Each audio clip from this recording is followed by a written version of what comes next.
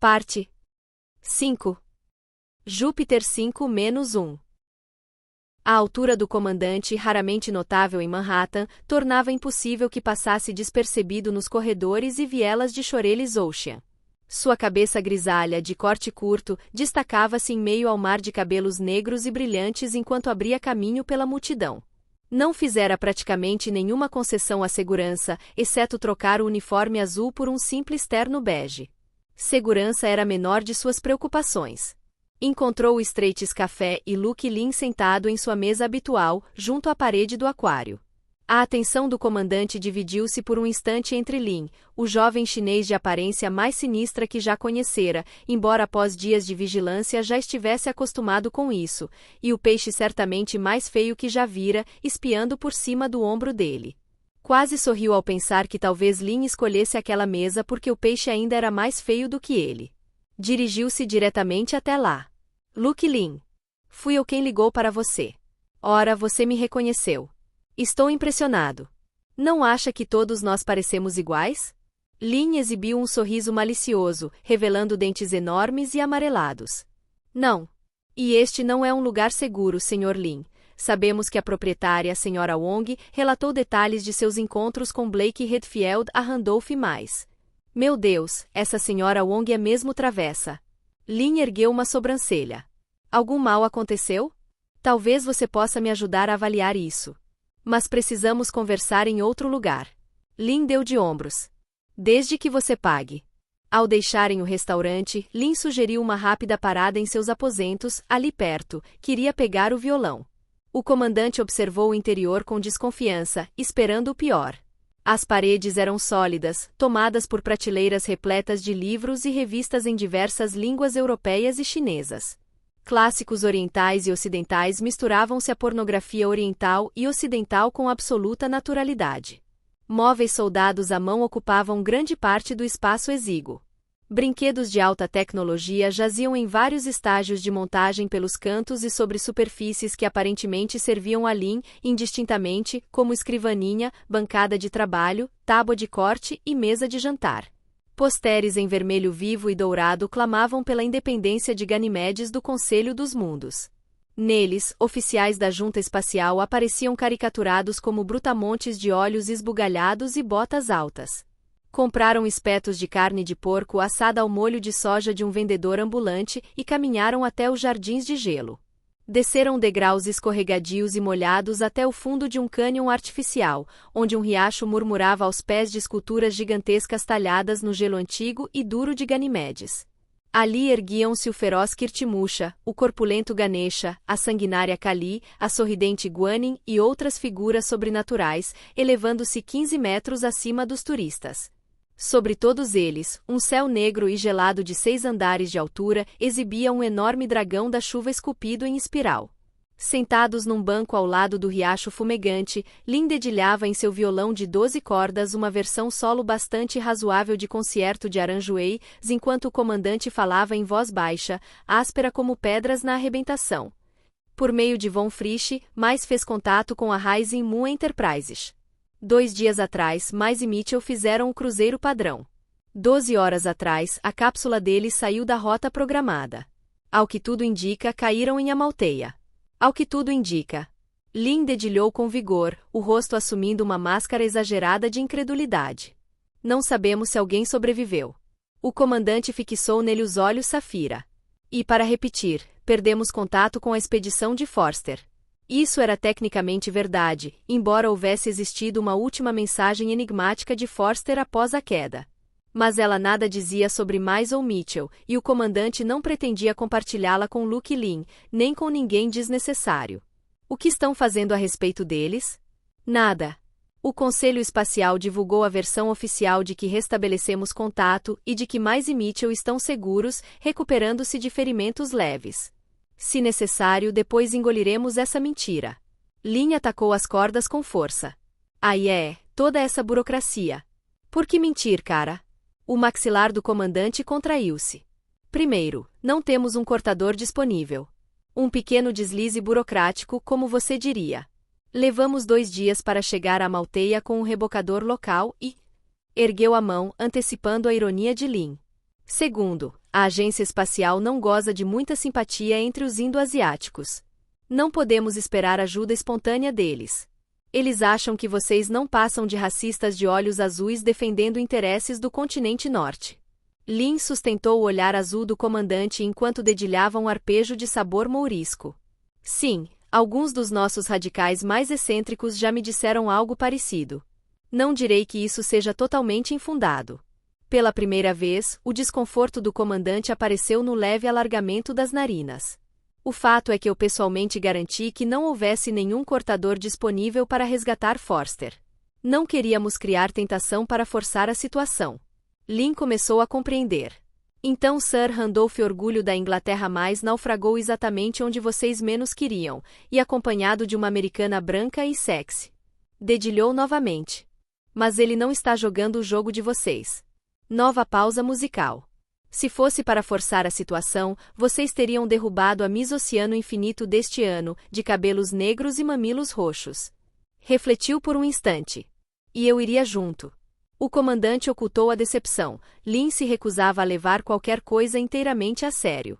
Mudou de assunto. Você era o agente local de Forster.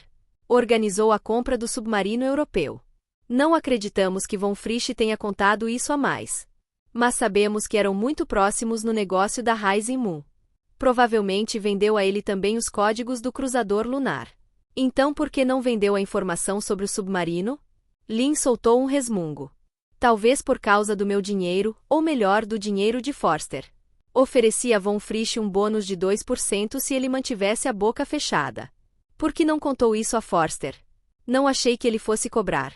Agora Lin parecia quase melancólico. Von Frisch nunca falava demais? Não parecia do feitio dele. O comandante permaneceu em silêncio. Por fim, Lin suspirou, relaxou, interrompeu a música e pousou o violão com um som seco. Por que eu, comandante? Por que confiar em mim com informações que eu poderia usar, se fosse um animal político, para derrubar essa maldita junta espacial? Porque esta é uma conversa negável. E como sabe que eu não tenho um gravador no brinco? Ambos sabiam que ele não tinha. A expressão que surgiu no canto da boca do comandante não chegou a ser um sorriso. Blake confiava em você. Eu confio nele. Lin assentiu. Acho que você quer apenas confirmar o que já sabe. Von Frisch provavelmente contou tudo a mais. Se mais não divulgou é porque não é repórter, talvez nem professor em tempo integral. Então qualquer que seja o grande segredo sobre a Malteia que você pessoalmente, comandante, não o Conselho Espacial, esteja tentando esconder, ele já descobriu. É mesmo? E que segredo seria esse? Não sei. Nem me importo. Pausa. Mas, se eu fosse você, me preocuparia com as pessoas lá embaixo. Tenho uma má impressão demais. Vibrações? O homem é um tigre. Fez outra pausa. Um tigre faminto. Em Amalteia em tempo real. Ellen. Professor. Hora de ir. O lugar está desabando sobre nossas cabeças. Blake pilotava a manta, guiando a figura branca e solitária de Forster em traje espacial, enquanto ele ainda fazia uma última passagem veloz pelo Templo da Arte, deixando atrás de si um rastro de bolhas e registrando o que não tivera tempo de estudar. Agora mesmo, senhor, ou vamos nos meter em problemas? Está bem, veio a resposta relutante. Estou entrando. Onde está a inspetora Troy? Aqui. A voz de Esparta perdeu-se nas profundezas. Não vou voltar com vocês. Como é? Blake, você precisa explicar isso aos outros. Tranquilizá-los. O que está dizendo, Troy? Perguntou Forster. Vou permanecer aqui durante o período de transição. Que transição? A nave em breve deixará de navegar. Estarei a bordo quando isso acontecer. Mas como você vai? Professor, embarque agora, disse Blake com firmeza. Eu explico depois. Muito bem. Blake ajustou a máscara de ar e acionou as válvulas. A água invadiu o interior da manta, enchendo-o, exceto por algumas bolhas relutantes que pareciam sem saber para onde ir. Acionou outro interruptor e a escotilha traseira se abriu. Forster manobrou até ela e içou-se para dentro. Blake fechou a porta atrás dele e ativou as bombas. O ar de alta pressão começou a expulsar a água. A máscara caiu-lhe ao pescoço enquanto Forster destravava o capacete. A manta bateu as asas e seguiu em direção à eclusa polar sul da nave Mundo. Blake tentou contato pelo sonarlin. Estamos entrando. Ventris, escutam? Estamos voltando. Nenhuma resposta. Virou-se para Forster. Devem ter perdido ou puxado o cabo. Melhor nos apressarmos. Forster encarou-o. O que Troy está fazendo? Você disse que explicaria. Ela não está fazendo nada, senhor. As coisas estão acontecendo. O lugar dela é aqui embaixo. O nosso é lá em cima. A cúpula da eclusa polar sul não era tão grande quanto a cúpula equatorial para a qual o cardume de criaturas semelhantes a lulas havia originalmente guiado Sparta e o professor, mas ainda era suficientemente ampla para abrigar um porta-aviões terrestre.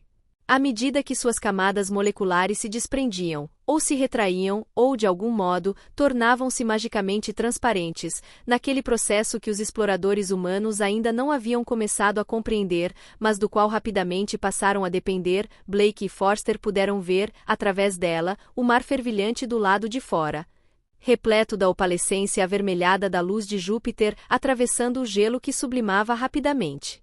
Eles estão entrando! Exclamou Forster. Apesar do cansaço, ele ainda conseguia reagir a novos prodígios. A manta nadava contra a maré crescente de criaturas marinhas luminosas, lulas, camarões, águas-vivas e plâncton aos milhões, que inundavam o núcleo da nave em formações ordenadas, fluindo na água como colunas de fumaça ao vento. Eles realmente agem como se soubessem o que estão fazendo, não é? Comentou Blake. O professor respondeu. É como se a nave os estivesse atraindo, para protegê-los. Ou para currais de criação, disse Blake secamente. Forster achou a ideia desagradável. É evidente que estão respondendo a algum sinal programado. Pode ser apenas uma questão de equilíbrio. A pressão e a temperatura internas e externas estão praticamente niveladas na superfície do núcleo. Muito racional, disse o professor. E ainda assim, um milagre. Blake sorriu discretamente. O professor J.Q.R. Forster não costumava falar em milagres. Mas, afinal, qualquer tecnologia suficientemente avançada. Blake suspeitava que estavam prestes a testemunhar mais um ou dois milagres. A elegante arraia negra agora deixava a eclusa, batendo as asas numa rápida ascensão rumo à superfície. A eclusa permanecia aberta abaixo deles enquanto as criaturas marinhas penetravam rapidamente no enorme navio. Acima, a última camada rígida da crosta de gelo de Amalteia fragmentava-se em placas cada vez menores. Blake continuava sem conseguir contato com ninguém a bordo do Ventris. Encontrou o buraco no gelo sem dificuldade. A travessia pelo poço era arriscada, mas o submarino passou sem problemas e atravessou a interface fervente entre a água e o vácuo. O Ventris encontrava-se a meio quilômetro acima da superfície tumultuada da Lua. Agora voando como uma nave espacial, a manta procurou o ponto de ancoragem do cargueiro com rápidas rajadas de foguetes. Está começando a parecer uma festa de Halloween lá embaixo, disse Blake. Um quê? Parece um caldeirão de bruxa falso, uma banheira cheia de água e gelo seco. Sob o submarino voador, faixas de água negra abriam-se nas fendas do gelo, e sob os blocos revoltos, grandes bolhas arredondadas cheias de vapor leitoso subiam e explodiam em nuvens de névoa. À frente da manta, o compartimento de equipamentos do Ventris estava escancarado, seu interior metálico brilhando contra as estrelas, aberto, iluminado e vazio. O cruzador lunar desapareceu, disse Blake. As comunicações também caíram, inclusive o rádio. O que está acontecendo? Perguntou Forster. Melhor recolocar o capacete, professor. Podemos ter problemas. Sem a ajuda dos comunicadores, Blake manobrou a manta com cautela para dentro do compartimento de equipamentos aberto, conseguindo atracar sem dificuldade. Os controles remotos ainda funcionavam, as grandes portas em forma de concha fecharam-se silenciosamente sobre o submarino. Assim que se selaram, o ar invadiu o compartimento. Poucos instantes depois, a escotilha do corredor central do Ventris se abriu, batendo audivelmente contra os batentes. Blake tentou novamente os comunicadores. Jo? Angus? Alguém me ouve? Qual é a situação aí?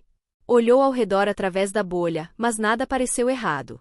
O fato de ninguém ter aparecido na escotilha era talvez estranho, embora não totalmente incomum. Os indicadores do submarino mostravam que a pressão atmosférica externa estava quase normal. Certo, professor, vou abrir. Está muito úmido aqui dentro, então deve embaçar bastante. Deixe-me sair primeiro. Por que você deveria sair primeiro? Porque consigo me mover mais rápido. Não estou usando traje espacial. Você acha que algo está seriamente errado? Não sei o que pensar.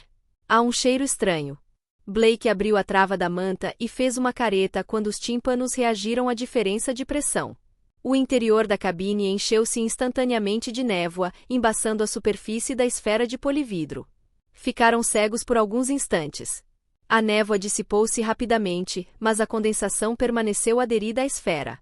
Blake limpou o polividro curvo com um rangido, abrindo uma fresta para enxergar. Não viu nada. Contorceu-se até conseguir passar de cabeça pela escotilha traseira do submarino. Enfiou a cabeça e os ombros no ar frio e seco do compartimento de equipamentos. Quando algo roçou a pele exposta de seu pescoço. Virou-se imediatamente.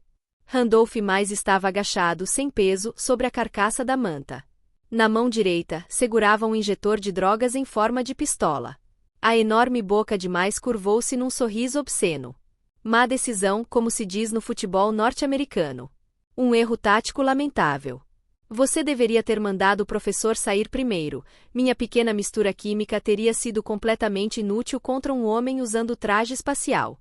Mas Blake não ouviu o restante. Já estava dormindo. Dentro da manta, Forster lutava para inverter a posição na cabine apertada. A voz de mais chegou até ele pela escotilha aberta. Você é a próxima inspetora Troy. Ou devo chamá-la de Linda? Já lhe dei tempo suficiente para recolocar o capacete? Precisa de mais alguns segundos? E o senhor professor? Devo dizer que seu corpo é uma maravilha. Por fora, a própria imagem da juventude. Fez uma pausa. Quando não está envolto num traje espacial, é claro. Pense bem, depois daquela tentativa quase bem-sucedida de incendiá-lo em Vênus, seus cirurgiões merecem elogios. Mas seus pobres ossos, seus músculos, seus órgãos, infelizmente devem ter sofrido o desgaste apropriado para seus, digamos, 65 anos de vida. E a que custo para sua resiliência? Para sua resistência? Forster agora estava completamente preso na passagem estreita, curvado como alguém a meio de uma cambalhota.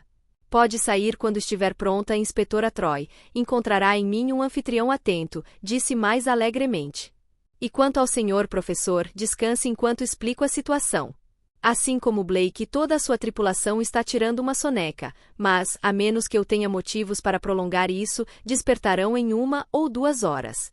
Fez nova pausa. E desativei completamente o sistema de comunicação externa. Outra pausa. E o senhor nos manteve incomunicáveis por razões próprias, não foi? Ligadas a mim? Como pretende explicar isso?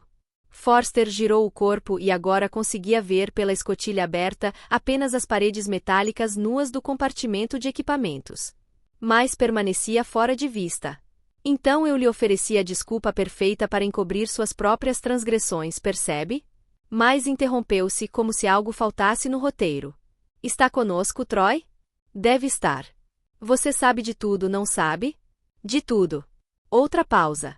Mas, apesar da expectativa evidente, ninguém o interrompeu. Eu lhe direi como compensar isso. Forster estendeu a mão em direção ao capacete e percebeu que estava preso contra a parede do corredor, abaixo dos joelhos. Precisaria recuar até a esfera para ter espaço suficiente e erguê-lo sobre a cabeça. Sua respiração tornava-se ruidosa, tão ruidosa que ele mal conseguia ouvir mais. Tudo o que eu quero, entende? É aquilo que você tentou me negar ilegalmente. Quero divulgar aos mundos habitados a natureza das nossas, sim, das nossas, descobertas aqui em Amalteia. E, acima de tudo, quero falar do embaixador. Aquela estátua magnífica. Como se repelido pela insistência demais, Forster recuou até a parte frontal da manta, entrando novamente na esfera de polividro, e, finalmente, libertou o capacete. Virou-o nas mãos enluvadas e trêmulas, procurando a posição correta para colocá-lo sobre a cabeça. Mas, para isso, prosseguia mais, você precisa me emprestar este belo submarino. Só por um breve instante. Existem certos ângulos, certos pontos de vista, certos efeitos de iluminação, entende? Coisas inúteis para o seu trabalho de arqueólogo, mas essenciais para o meu. Por fim, Forster conseguiu posicionar o capacete corretamente. Não mais. Nunca. Disse isso com desafio, surpreso com a rouquidão da própria voz. Puxou o capacete em direção ao rosto. Uma vez selado, as drogas demais não poderiam mais atingi-lo. Nesse instante, um braço surgiu pela pequena abertura da escotilha, empunhando uma pistola. Desta vez, a arma disparou um aerossol. Forster teve apenas uma fração de segundo para compreender o erro que cometera ao falar. Não houve tempo suficiente para selar o capacete. Enquanto pilotava a manta através da névoa sobre a paisagem de gelo fervente, imerso nos odores incongruentes do submarino, suor humano recente e água salgada com bilhões de anos, a mente demais ignorava as sensações imediatas e se projetava para um plano abstrato, revendo possibilidades. Seu plano já fracassara em parte. Mas ele era um estrategista brilhante e experiente, e encontrava algo quase estimulante em improvisar sob as restrições de uma realidade imprevisível e em constante mutação. Havia realizado a maior parte do que pretendia. Era o que ainda faltava fazer que poderia arruinar todo o restante. A inspetora Ellen Troy estava desaparecida. Ela não estava a bordo da manta, nem estivera no Ventris quando ele narcotizara os demais. Certamente Redfield e Forster não a teriam abandonado na água. Mas, com a mesma certeza, Redfield pretendia estacionar o submarino de forma definitiva, sem intenção de regressar. Logo ela estava na água. Mesmo dentro da nave alienígena. Ele precisava saber. Precisava lidar com ela. Com habilidade extraordinária, lançou a manta através de uma abertura temporária no gelo, conduzindo a máquina como se tivesse sido treinado nela durante anos. Guiou-a pela água escura, sem vida aparente, em direção à eclusa polar sul da nave Mundo. Ninguém poderia esperar encontrar uma única pessoa em milhões de quilômetros de corredores, em centenas de milhões de quilômetros quadrados de câmaras e compartimentos. Mas mais estava disposto a apostar que sabia onde encontrá-la. E, se não estivesse ali, que diferença faria? O que ela poderia fazer contra ele? Através da misteriosa eclusa do grande navio, que sempre parecia saber quando entrada e saída eram desejadas, pelos corredores negros e sinuosos, pela água tomada por criaturas contorcidas em tal densidade que a visibilidade se tornava quase impossível. Quase até o próprio templo da arte. Mais conduziu a manta com as asas pulsando até o coração do templo, até onde os corredores estreitos permitiam. Preparava-se para vestir o traje espacial e entrar na água quando julgou perceber um lampejo branco. Havia uma passagem mais larga, afastada do centro do templo, em um dos lados. Lançou a manta ali dentro a toda velocidade. As paredes arredondadas e em relevo, banhadas pelos feixes brancos das lâmpadas, deslizavam junto às asas do submarino com apenas centímetros de folga. Mesmo assim, ele manteve a velocidade. Contornou uma curva fechada. E ela estava ali. À sua frente. O traje branco brilhava com tal intensidade sob as luzes que ele chegou a estremecer. Ela se debatia desamparadamente nas águas escuras, tentando nadar para longe. Ele a atingiu em cheio. Sentiu e viu o impacto devastador do corpo dela contra a esfera de polividro da proa. Não conseguiu girar a manta no corredor estreito, mas alguns metros adiante alcançou um nó circular de passagens e fez o submarino retornar. Voltou lentamente pelo corredor. Ela ainda estava ali, flutuando inerte nas correntes. A lente do capacete estava parcialmente opaca, mas, através dela, ele teve certeza de ver os olhos voltados para cima. Havia um rasgo enorme e perfeitamente visível abaixo do coração, abrindo lona e metal do traje. Minúsculas bolhas de ar, prateadas à luz do submarino, ainda escapavam da ferida. Mais soltou uma risadinha enquanto manobrava a manta para passar ao lado do corpo flutuante da inspetora Troy. Sua segunda tarefa estava concluída. Restavam apenas uma ou duas. Envolta por névoa espessa, a apenas 1 quilômetro do Ventris, a nave Lunar 4 permanecia estacionada em segurança na sombra de radiação de Amalteia. Mais de 3 horas haviam se passado desde que mais deixará Marianne sozinha, encarregada da vigília. Abordou a situação com cautela. Transferir a manta para o cruzador lunar no vácuo espacial fora uma operação tediosa, exigindo que ambos vestissem trajes espaciais e despressurizassem a cápsula. Quando enfim estavam seguros na pequena cabine escura, com pressão suficiente para retirar os capacetes, encontrou Marianne visivelmente irritada. Meu Deus, Randolph, isso foi horrível. Ela soltou o ar com força. Preciso confessar, não foi exatamente a recepção que eu esperava. Ah, que bom que você está bem. Sabe que não era isso que eu queria dizer. Mas 3 horas. Eu não sabia onde você estava, nem o que estava acontecendo. Quase fui até lá, mas não queria estragar tudo. Você fez exatamente o certo, disse ele. Confiou em mim e esperou. Ela hesitou. Eles estão bem? Já acordaram? Sim, todos despertos, bastante animados e falantes. Como lhe garanti, foi apenas um hipnótico inofensivo de efeito breve, tempo suficiente para você e eu afastarmos isto, nossa pequena casa, dali. Nem sequer apresentam ressaca. Então eles concordaram? Ele baixou os olhos, assumindo tristeza estudada enquanto tirava as luvas. Bem, suponho que a resposta curta seja. Ergueu os olhos com expressão quase travessa. Sim. Ela relaxou. Depois de uma discussão bastante acalorada, durante a qual garanti a Forster que você e eu testemunharíamos que ele nos manteve incomunicáveis contra a nossa vontade, ele acabou me entregando o submarino. Ela pareceu mais aliviada do que feliz. Ótimo. Então vamos usá-lo agora. Vamos transmitir. Assim que terminarmos, podemos voltar. Quem me dera fosse tão simples. Retirou do bolso interno da camisa as imagens e entregou a ela. Concordaram que eu faria minhas próprias imagens do embaixador. Aqui estão. Ela recebeu as fotografias. Concordaram também em nos deixar usar o feixe estreito para transmitir. Mas, há poucos minutos, quando tentei contato com a nave, disseram que os enlaces de rádio de longo alcance continuam fora de serviço. Mariane soltou um gemido baixo, rouco. Eles não deixaram você transmitir as as fotos? Não, querida. Mas tenho alguma experiência com os costumes de homens e mulheres e estava preparado para o blefe deles. Oh Deus, Randolph, oh Deus, o que foi que você fez agora? Ele a observou com uma expressão de preocupação cuidadosamente ponderada. Por favor, não se aflija, minha querida. Tudo o que fiz foi mover a estátua. O quê? O quê? Você mexeu nela? Tive de fazer exatamente essa pequena coisa, entende? Escondi-a para garantir que, depois que nosso relato for publicado, ninguém possa nos contradizer. Porque só nós seremos capazes de apresentar o próprio objeto. Onde você a escondeu? Considerando que está dentro de uma nave espacial muito grande, seria bastante difícil explicar. Deixa pra lá. Mariane fitou, carrancuda, a tela plana agora em branco que havia sido há poucos instantes fonte de profunda decepção. Enxugou os olhos como se irritasse ao perceber lágrimas ali. Realmente não sei mais o que pensar de tudo isso. O que quer dizer? Você diz uma coisa. Eles dizem o oposto, ela pigarreou, algo diferente. Por eles, imagino que se refira ao jovem Hawkins. Ela deu de ombros, evitando o olhar inquisitivo dele. Não vou me rebaixar a humilhá-lo, disse mais com superioridade. Acredito que seja um jovem honesto, embora completamente iludido. Mariane voltou para ele os olhos escuros. Você pretendia vir para cá o tempo todo. Seu sentido não está claro, Mari. Bill disse que você deve ter interferido no computador, no sistema de manobra desta cápsula. E também danificado o equipamento de comunicação para que não pudéssemos pedir ajuda. Ele disse tudo isso? Por acaso é navegador? Físico?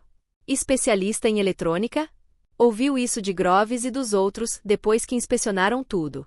Forster e sua equipe dirão qualquer coisa para impedir que a verdade venha à tona. Estou convencido de que todos pertencem a uma seita maligna. Mariane apertou o cinto de segurança em torno do corpo, como se tentasse reorganizar lembranças apagadas, os momentos terríveis do choque contra o gelo. Mariane. Fique quieto, Randolph. Estou tentando pensar. Ela continuou encarando a tela vazia, e ele, pela primeira vez inquieto, obedeceu.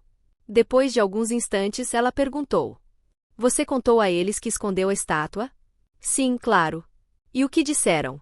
O que poderiam dizer? Simplesmente me interromperam. Randolph, você me disse, e cito, os olhos do sistema solar estão voltados para nós. Neste exato momento, uma embarcação de resgate da Conselho Espacial está de prontidão, pronta para auxiliar o Ventress. Sim. Pois eu estou lhe dizendo que não vou ficar sentada nesta lata de sardinha fedorenta esperando o resgate. Se você tem tantas cartas na manga, quero que comece a jogá-las. Quero que pegue aquele submarino, chame Forster, ou até volte ao Ventress se necessário, e inicie uma negociação séria. E não quero você de volta aqui antes de termos fechado um acordo. E se eu o enfrentasse pessoalmente? Perguntou mais com uma timidez incomum. O que impediria que me prendessem? Ou até que me torturassem de alguma forma sutil? Ela o fitou pela primeira vez em todo o breve relacionamento com um traço de desprezo. Vou lhe dizer o que impediria Randolph, não adiantaria nada para eles. Você me entregou as fichas, e agora vai desenhar para mim um mapa mostrando exatamente onde está a estátua. Assim terão de matar nós dois, parceiro. Não era assim que diziam nos filmes antigos? Para um homem com a experiência de Randolph mais, foi difícil conter o riso naquele momento. Marianne lhe pedirá exatamente o que ele esperava que pedisse. Mesmo que ele próprio tivesse escrito o roteiro, ela não poderia ter formulado melhor a situação. Por um longo instante, ponderou a proposta antes de responder com gravidade. Eles teriam bastante dificuldade para explicar isso ao Conselho Espacial, não é? Mas fora ideia dela. E era assim que ela se lembraria, quando enfrentassem juntos o inquérito, como os únicos sobreviventes da expedição de J. Q. R. Forster à Amalteia. Sparta emergiu nua da espuma, subindo através da névoa leitosa rumo ao vácuo absoluto, a pele refletindo a luz difusa e acobreada de Júpiter. Havia algo estranho no Ventris. Ele não estava exatamente onde ela o deixará e, aparentemente, encontrava-se deserto, com todas as luzes acesas, iluminado como se fosse meio-dia. Que algo estivesse errado não era surpresa. Ela sentirá o retorno da manta nas águas do núcleo e fora investigar. No corredor deserto, encontrara seu traje espacial vazio, rasgado e perfurado, com as últimas bolhas de oxigênio escapando por um enorme corte. Alguém, supondo que ela ainda estivesse dentro dele, uma suposição bastante razoável, tentará matá-la. Quem mais teria sofrido uma tentativa de assassinato? Sparta alcançou a câmara de descompressão do compartimento de equipamentos do Ventris e entrou. Orientou-se segurando a unidade de manobra retirada de seu traje espacial, deixou-a ao lado da escotilha, mas não se preocupou em remover a película de muco prateado que ainda aderira à pele. Brilhando como uma crisálida, pareceria quase desumana a qualquer observador casual enquanto percorria os compartimentos vazios, tateando o caminho pela nave até alcançar o módulo da tripulação. Ali encontrou uma cena sinistra. Josefa Walsh permanecia inerte em sua poltrona de aceleração no convés de voo. Angus Emicênio pendia parcialmente para fora de sua própria poltrona, no lado oposto do convés. Tony Groves estava no compartimento de dormir que fora obrigado a dividir com mais, cuidadosamente preso ao dispositivo de contenção. No compartimento em frente, Hawkins encontrava-se igualmente enroscado. Blake e o professor Forster repousavam lado a lado no chão do refeitório, pareciam ter interrompido uma partida amistosa de xadrez. Sparta nunca vira Forster jogar xadrez. Miles e Marianne Mitchell haviam desaparecido, junto com a cápsula Mooncruiser em que tinham chegado tão repentinamente. As pessoas inconscientes que ainda estavam no Ventris estavam vivas, com sinais vitais estáveis, respiração regular, batimentos fortes e todo o restante, mas haviam recebido doses maciças de anestésico. Sparta inclinou-se e recolheu amostras da respiração de cada um através da fina membrana que a isolava do ambiente. Permitiu que um leve traço da droga atravessasse a mucosa protetora. A fórmula química surgiu imediatamente na tela interna de sua mente. Era um narcótico benigno, de rápida dissipação, quase sem vestígios. Todos despertariam após um sono profundo de talvez 3 ou 4 rotações de Júpiter, sem sequer uma ressaca química. Dedicou alguns instantes a verificar o estado da nave. A primeira anomalia era evidente. O escudo de radiação estava novamente desligado, apesar de Walsh e Emicênio terem jurado que o conserto fora definitivo.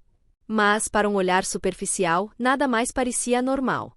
Pequenos pinos de segurança deslizaram sob suas unhas, perfurando a película brilhante que a revestia. Ela os inseriu nas portas do computador principal e permitiu que os dados pulsantes fluíssem diretamente para seu cérebro. Nada parecia errado à vista ou ao ouvido. Mas, em meio à torrente de dados, havia um odor estranho, algo metálico, ácido, como chupar uma moeda, um leve acre de potássio sob o aroma de pão fresco da normalidade. Ali estava, no sistema de controle de manobras. Tudo parecia tão normal quanto possível, exceto por esse indício mínimo de vazamento em uma válvula. Um fio de combustível escapava sob pressão por meio de tremendo acaso. 3 pequenos bicos externos posicionados no casco de tal modo que o Ventris estava sendo empurrado lentamente para a região de máxima intensidade do fluxo de radiação que atravessava a Amalteia. Uma vez dentro daquele cinturão, sem qualquer proteção contra a radiação, bastariam poucas órbitas em torno de Júpiter para destruir toda a tripulação. Mesmo com todos os agentes antirradiológicos disponíveis, quando despertassem já estariam irrecuperáveis. Sparta mal teve tempo de refletir sobre o que fazer. Primeiro, corrigiu o posicionamento da nave. Depois dirigiu-se sem pressa à clínica e abriu o armário de medicamentos, fartamente abastecido.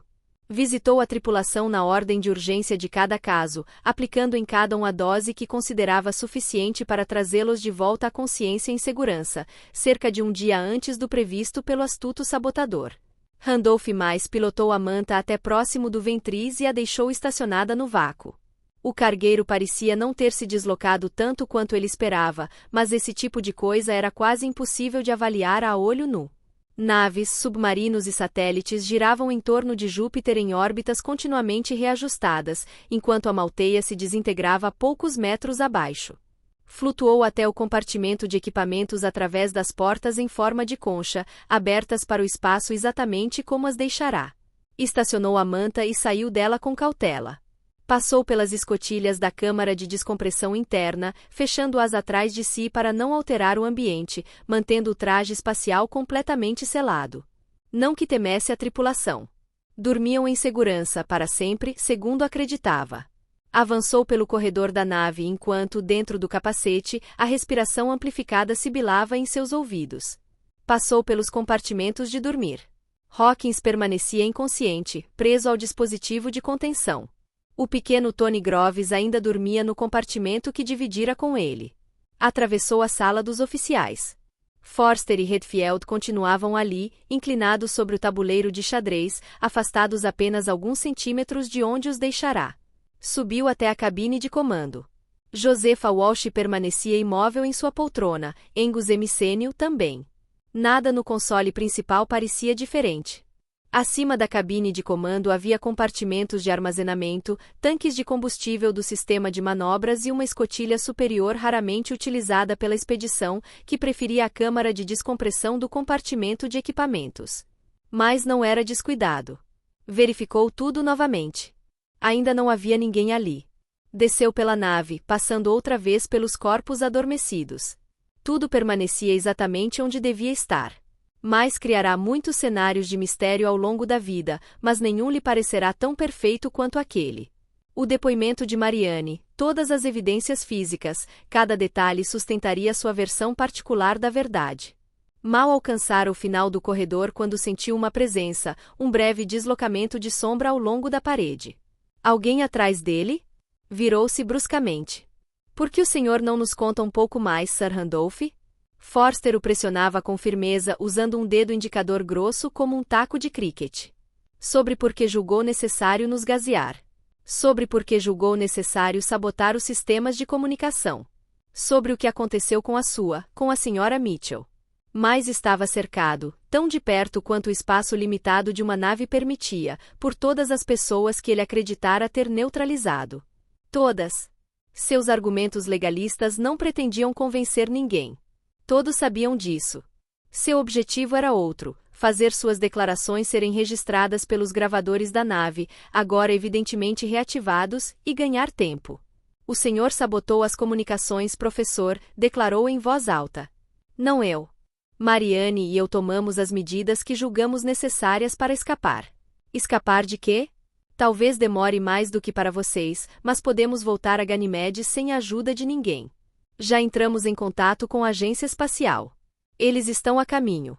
Você os contatou pelo rádio da cápsula? Disparou Hawkins. Esquecera, ou jamais aprenderá, a primeira regra da negociação, nunca demonstrar surpresa. Sim. Com bastante esforço, consegui reparar o sistema de comunicação da cápsula, respondeu mais, abrindo um largo sorriso cheio de dentes. Embora eu não tentasse falar com Marianne se fosse você. Instrui-a a ignorar qualquer voz que não seja a minha. Até que todos aqui cheguemos a um acordo. Hawkins explodiu. Alguém aqui realmente acredita que ela gosta desse canalha? Passou a mão pelos cabelos loiros com tanta força que acabou sendo empurrado pela falta de peso até a metade da sala. Bill, murmurou Walsh desconfortável. Talvez deixemos esse tipo de coisa para depois. Hawkins afastou-se, angustiado, incapaz de suportar a compostura imperturbável demais. Não podia imaginar que, sob aquela aparência calma, havia um homem desesperado. Será que Troy fizera aquilo? Ele a matara. Tinha certeza disso. Enquanto isso, Forster observava atentamente o adversário. Bem, o senhor está de volta conosco. Portanto, vamos buscar a senhorita Mitchell e mantê-lo sob custódia, como o senhor mesmo disse, até retornarmos a Ganimedes, ou até a chegada do Conselho Espacial. O que vier primeiro. Depois deixaremos que a burocracia resolva. Muito bem. É claro que nunca mais encontrarão o embaixador. As sobrancelhas de Forster ergueram-se. Nunca mais encontraremos o embaixador? Depois de fazer as imagens que queria, eu o removi. Mas fez uma pausa calculada. Talvez eu exagere. Talvez o encontrem novamente com tempo suficiente. Mas garanto que não será fácil. E qual era o propósito disso? Perguntou Forster, educadamente. Minha avaliação da situação não mudou desde a última vez em que conversamos, professor. O senhor manteve a mim e a minha colega, a senhora Mitchell, em cárcere privado. Incomunicáveis. A palavra parecia tornar-se favorita em sua boca. Tudo o que fiz foi em legítima defesa. Quero apenas. Fez nova pausa. Divulgar a notícia desta descoberta extraordinária. Reivindico isso como nosso direito. Forster corou lentamente. Sir Randolph, disse com acidez, o senhor não é apenas um potencial assassino, mas também um criminoso sem escrúpulos. Portanto, deixei de ter qualquer escrúpulo em lidar com o senhor. E o que isso significa? Perguntou mais, quase alegre. Vou lhe mostrar em breve. Tony. Blake. Você também, Bill. Venham comigo. Reuniram-se no corredor, diante da eclusa que dava acesso ao compartimento de equipamentos, exatamente onde Mais e Marianne haviam planejado sua própria fuga. Quero ir com Blake, disse Hawkins exaltado, após ouvir o plano de Forster. Não há motivo para que eu não vá. Ah, sim, Bill, e vou explicar agora mesmo. Entendo seus sentimentos. Mas, se fizer o que estou sugerindo, terá muito mais chances de conseguir o que deseja. Foi assim que Blake partiu sozinho. Pilotou a manta até ficar a menos de 6 metros do cruzador lunar solitário. Mesmo envolto na névoa leitosa, localizou-o facilmente pelo sinal de radar. Blake estava com o traje espacial hermeticamente lacrado, e tendo-se preparado para isso ao deixar aberta a escotilha da manta, deslizou para fora da nave, impulsionando-se suavemente pela noite branca em direção à cápsula negra e chamuscada. Por um instante, sentiu compaixão pela jovem solitária lá dentro, que, apesar de tudo o que mais afirmara, não podia ver nada, não podia ouvir nada e ignorava que sua cápsula, naquele momento, derivava para fora de uma estreita zona de segurança radiológica, cada vez menor. Mas devia ter planejado tudo exatamente assim, pensou Blake. Pretendia deixá-la sofrer. Pretendia não deixar pedra sobre pedra. Prendeu um acoplador acústico ao casco. Marianne, aqui é Blake. Você consegue me ouvir? Quem está falando? A voz dela vinha carregada de força e medo. Blake Redfield. Como seu comunicador está fora de serviço, estou aqui para intermediar. Para as negociações, suponho que seja isso o que desejam. Tudo o que você disser poderá ser ouvido no Ventris. Onde você está? Bem aqui fora. Fixei um acoplador acústico no casco da cápsula. Ele transmite o sinal pelo enlace de rádio da manta para o Ventris. O que você pretende fazer? Onde está Randolph? Não pretendo fazer nada. O que acontecer com Sir Randolph é assunto entre você e o professor Forster. Não vou dizer onde está a estátua, respondeu ela desafiadora. Como quiser. Não estou envolvido nisso, você terá de tratar diretamente com o professor. Vou voltar para o submarino. Então outra voz entrou na ligação, clara e firme. Senhora Mitchell, a senhora me ouve? Era Forster. Sir Randolph explicou o que fez, Marianne. Todos nós acreditamos firmemente que toda esta complicação é completamente desnecessária. Tratamos vocês dois como colegas e, como tal, continuamos a considerá-los assim. Pedimos apenas que Sir Randolph respeitasse as regras mais básicas da erudição e da conduta ética. Isso significa que o senhor está disposto a recuar? Perguntou Marianne. Espero que sim. Estou começando a ficar entediado. Senhora Mitchell, gostaria que autorizasse Redfield a rebocar sua cápsula de volta ao Ventris. Em breve talvez precisemos mover nossa nave. Estou preocupado com sua segurança. Não vou dizer onde está a estátua, repetiu ela. A menos que Randolph me diga. Ele não está disposto a fazê-lo, respondeu o professor. Houve um suspiro quase audível do outro lado da ligação. Então não. É evidente que a senhora não está me levando a sério, disse Forster, endurecendo a voz. Por isso organizei uma demonstração bastante drástica para mostrar que, ao menos desta vez, estou falando sério. Para conseguir o que queria, Sir Randolph expôs você e todos nós a perigos extremos. Agora é a vez dele. O que o senhor quer dizer com isso? Ela tentou soar apenas cautelosa, embora a apreensão fosse evidente. Não sei ao certo quanto a senhora compreende de mecânica celeste, mas, se o computador de bordo ainda estiver funcionando, tenho certeza de que confirmará o que vou lhe dizer. Então diga logo, por favor. Estou tentando mostrar a nossa curiosa, e bastante precária, posição. Se sua placa de vídeo ainda funcionasse, outra deficiência sobre a qual talvez queira interrogar o Sr. Randolph quando voltar a vê-lo, bastaria olhar para ela para lembrar quão perto estamos de Júpiter. E não preciso lembrar que Júpiter possui de longe o campo gravitacional mais intenso de todos os planetas. Ela permaneceu em silêncio por um momento. Depois disse: continue. Percebendo a aspereza em sua voz, Forster abandonou parte da condescendência. Você, nós e o que resta de Amalteia estamos orbitando Júpiter em pouco mais de 12 horas. Há um teorema conhecido segundo o qual, se um corpo cair de uma órbita até o centro de atração, levará 0,177 de um período orbital para completar a queda. T igual 0,177 t. Em outras palavras, qualquer coisa lançada daqui em direção a Júpiter atingiria o centro do planeta em pouco mais de 2 horas. Como eu disse, seu computador confirmará isso se ainda estiver funcionando. Houve uma longa pausa. Então Mariane respondeu. Continue. Agora sua voz parecia quase sem expressão. Uma queda até o centro de Júpiter é, naturalmente, apenas teórica. Qualquer objeto lançado desta altitude atingiria a atmosfera superior muito antes disso. Como ela não respondeu, ele acrescentou com leve malícia. Espero não estar entediando você. Disse Mariane.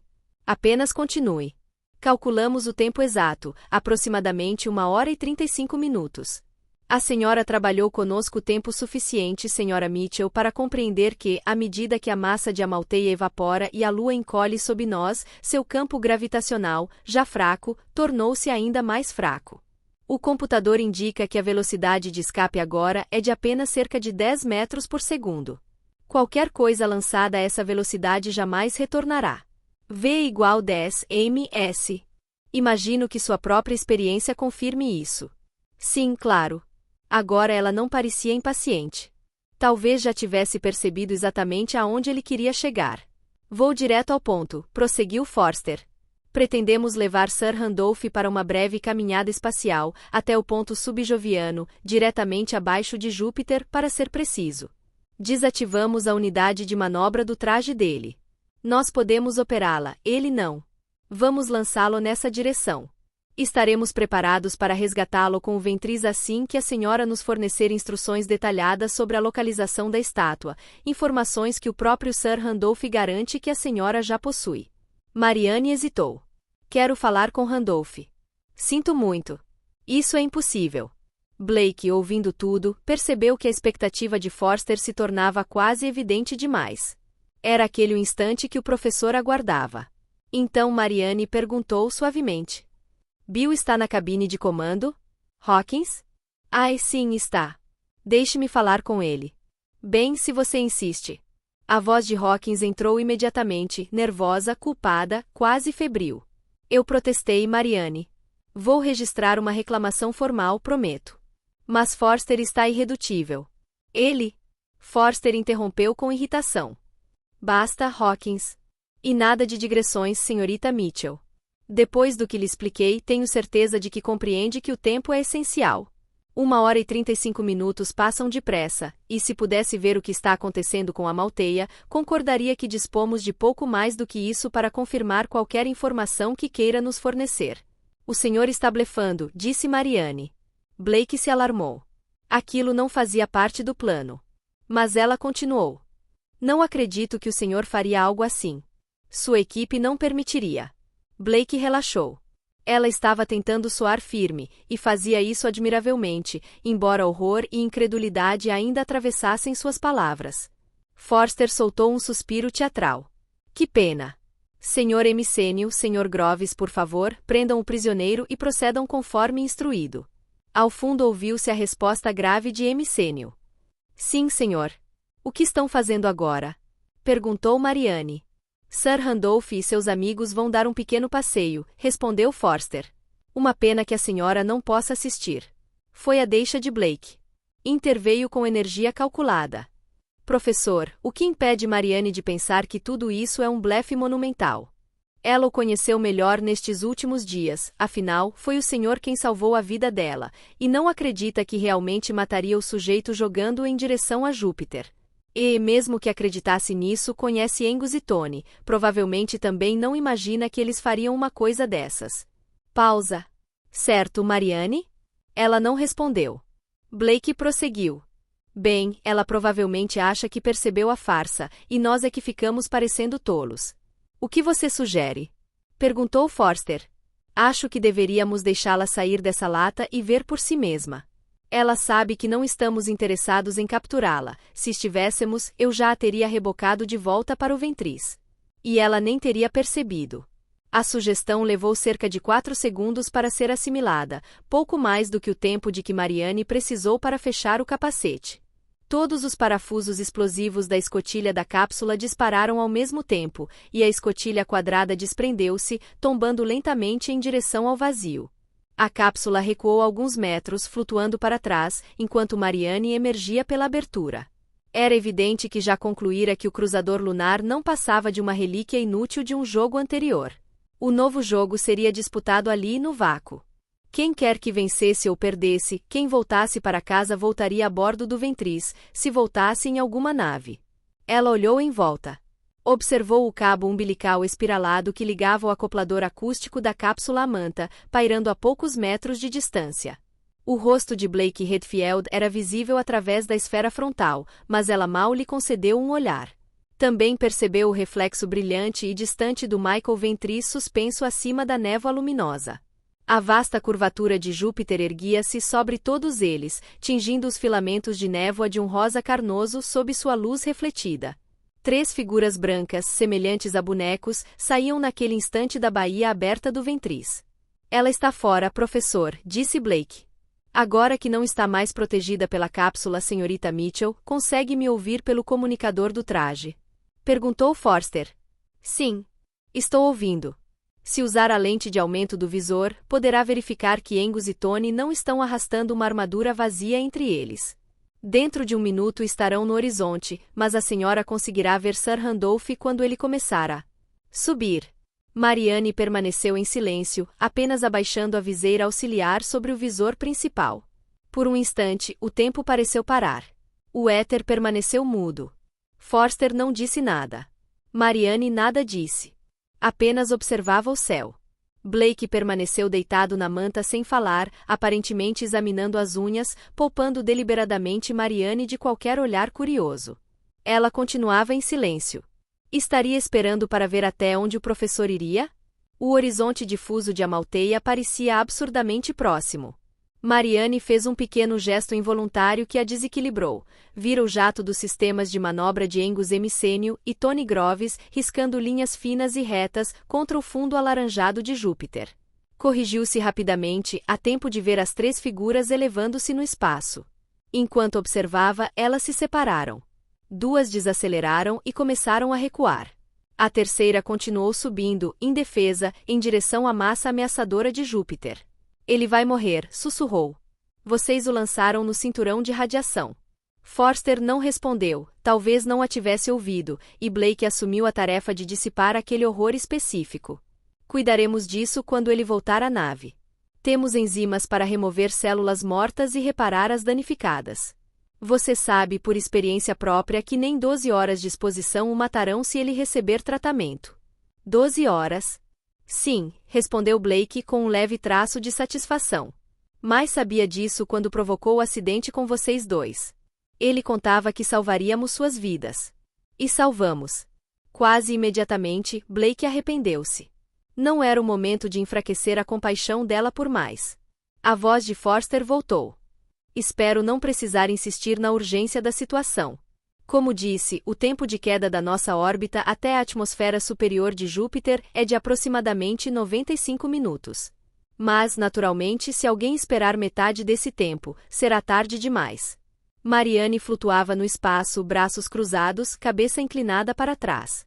Blake pensou que, mesmo em evidente angústia, envolta naquele traje espacial volumoso, ela ainda era a própria imagem da dignidade e da graça natural. Observando-a, suspirou. Sentiu pena dela. E também de Hawkins. O amor mete as pessoas nas piores armadilhas. Nas águas mais profundas e escuras do núcleo de Amalteia, Sparta nadava sem luz, deslizando pela água fria com a potência de um golfinho, porém com menos esforço, tão ágil e veloz quanto um peixe. Para enxergar, não precisava de luz no espectro visível. Via com clareza pelas emanações infravermelhas dos tecidos cristalinos da grande nave. Por toda parte, pilares e paredes irradiavam o calor vibrante de um núcleo invisível. Uma luminosidade morna pulsava ao seu redor, acompanhando os batimentos profundos daquele coração oculto. Mesmo no espectro visível, as águas estavam literalmente vivas. Ao seu redor cintilavam galáxias de minúsculas luzes orgânicas, a dádiva de Amalteia, criaturas azuis, roxas e de um laranja surpreendente. Sparta era una com elas. Livre de lona, metal ou qualquer contenção. Sem necessidade de oxigênio armazenado. Enquanto se movia nua pela água, fendas escuras e inchadas abriam-se em ambos os lados do peito, desde abaixo do pomo de Adão até as clavículas. A água penetrava em seu corpo e pulsava para fora por pétalas de carne abertas sob as costelas. Por fora, a pele mantinha o branco azulado habitual. Por dentro, revelava brânquias pulsantes que, em comprimentos de onda mais longos, exibiriam uma vermelhidão intensa, saturada de sangue. Embora tivesse passado muito mais horas explorando a nave alienígena do que todos os demais membros da equipe de Forster reunidos, ainda assim conhecia apenas uma fração dela. Milhões no mínimo, de criaturas inteligentes haviam habitado outrora aquelas grutas e corredores vazios. Milhões e milhões de outros animais e plantas. Trilhões e trilhões de organismos unicelulares, incontáveis como estrelas, preenchendo cada nicho daquela ecologia aquática. Ela formara uma imagem cada vez mais clara de quem haviam sido, do que faziam, porque viviam daquela maneira, para onde tinham ido e o que haviam realizado. Mas ainda estava longe de compreender como faziam tudo aquilo. A cada minuto nadando sozinha na escuridão, porém, aprendia mais. O plâncton colorido, os larváceos, as medusas, os ctenóforos e até as anêmonas que revestiam certas paredes entoavam uma canção rítmica, codificada no pulsar de seus estômagos e corações, no movimento de tentáculos e membranas. A nave, tão grande quanto um mundo, era também um mundo tão coordenado e intencional quanto uma nave. Uma nave construída não apenas de titânio, alumínio e aço, ou não exclusivamente, mas também de cálcio, fósforo, carbono, nitrogênio, hidrogênio e oxigênio, além de 40 ou 50 outros elementos presentes em proporções significativas. Tudo reunido em incontáveis variedades moleculares. Proteínas, ácidos, gorduras. Algumas simples como gases. Outras vastas e entrelaçadas, além de qualquer compreensão imediata.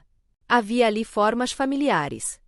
DNA, RNA, ATP e hemoglobina. Queratina, carbonato de cálcio e tantos outros componentes da célula terrestre, do osso terrestre, da concha terrestre. E havia moléculas jamais vistas. Mas ali não pareciam estranhas. Nem ilógicas. Ali existia tudo de que um ser vivo precisava para revestir-se de uma capa saturada de vida. Um traje brilhante de muco resistente o bastante para suportar as profundezas, ou o vácuo. Ou para permanecer nua nas águas mornas e rasas. Sparta inalava as criaturas enquanto nadava, e também se alimentava de muitas delas, e foi assim que passou a conhecer essas coisas. Elas não se importavam. Individualmente, não possuíam mente. Ao prová-las e senti-las pelo olfato, quase sem intenção consciente, uma sequência de fórmulas químicas surgia na tela de sua mente. Ela armazenava tudo o que conseguia analisar, longe de ser a totalidade, pois seus meios de análise dependiam quase inteiramente da estereoquímica, da adaptação de suas papilas gustativas e sensores olfativos às formas moleculares que lhes eram apresentadas, no tecido denso do olho de sua alma, onde seriam classificadas e comparadas ao conhecimento já existente. Assim aprendeu sobre a nave-mundo. E, se ainda não compreendia plenamente seu propósito, já compreendia algo de sua organização. As equipes do professor Forster haviam explorado o espaço ao longo de 2 eixos, um equatorial, outro polar, e produzido mapas das 2 estreitas regiões cônicas alcançadas, demonstrando que a nave era construída em camadas sucessivas, uma dentro da outra. Forster imaginara essas estruturas como balões elipsoidais encaixados. Sparta sabia que a nave era, ao mesmo tempo, mais simples e mais sofisticada do que isso. Parecia-se mais com uma espiral. Mais com a concha de um náutilo. Mas não era tão simples de calcular. O volume de cada espaço sucessivo a partir do centro não aumentava segundo uma sequência simples de Fibonacci, isto é, como a soma dos 2 valores anteriores, mas obedecia a uma curva de dimensão fractal. F_n igual F_n1 mais F_n2. Ainda assim, crescia segundo regras que, embora não fossem inteiramente previsíveis em seus detalhes, eram previsíveis em seu resultado final. Ela jamais nadara os 15 quilômetros que levavam ao centro da nave. Seu corpo suportaria perfeitamente pressão e temperatura. Como leões marinhos ou grandes baleias, possuía mecanismos cardíacos e vasculares capazes de levar oxigênio ao cérebro e aos órgãos mesmo em profundidades extremas. Sabia que ali estava o motor de tudo o que acontecerá desde que a expedição Kon-Tiki penetrara nas nuvens de Júpiter. Ali residia a força que derretera a Malteia. Ali estava a inteligência que ordenara o despertar da nave. Ali permanecia o potencial de tudo o que ainda viria. Mas não tivera tempo de realizar essa viagem. Algo no conhecimento a mantinha afastada daquele lugar. O conhecimento, esse álbum fragmentário repleto de enigmas, revelara muito à medida que se desdobrava em sua memória, mas deixará muito mais ainda por revelar. Por isso ela retornava repetidamente à câmara interior do Templo da Arte, onde o embaixador permanecia em estase. Era atraída de volta àquela imensa estátua não apenas pela curiosidade natural ou pela admiração, mas também por uma expectativa difícil de nomear. Tovinta permanecerá sozinho na escuridão cantante por 100.000 incontáveis voltas solares, sem sonhar. Não foi a escuridão que primeiro se dissipou. Isso veio depois. O que surgiu antes foi que a unicidade do mundo formou uma fronteira. Pois, como dizem as miríades de criaturas, a fronteira da unicidade é o tempo. Houve uma pulsação semelhante à de um grande coração. Tovinta ainda estava longe de estar desperto, longe até mesmo de estar vivo como as miríades estão vivas, mas a unidade do mundo criará um modo de conhecer algo de si mesma. O grande coração batia. E Tovinta, inconsciente, sabia que batia. O mundo marcava seu tempo. Depois houve um compasso interno e um compasso externo. E eles não coincidiam. Na verdade, Tovinta era a forma encontrada pelo mundo para marcar seu próprio tempo. E, embora ainda pertencesse ao mundo, também marcava um tempo separado. Foi então que a escuridão começou a desaparecer. Seus olhos tornaram-se transparentes à luz emanada pelas paredes do mundo, pulsando em sincronia com o coração universal. As paredes não eram negras, embora sua luz não se propagasse muito através das águas. Mais brilhantes do que estrelas eram as miríades de criaturas que preenchiam as águas doces. Tovinta não se moveu. Nem precisava mover-se. Apenas esperou. E provou a água deliciosa. Tudo estava dissolvido nela. Nas águas estavam a vida e a memória da vida. Nas águas estava o estado de todas as coisas. O mundo despertava exatamente como deveria. E nisso havia alegria, como previra a primeira designação.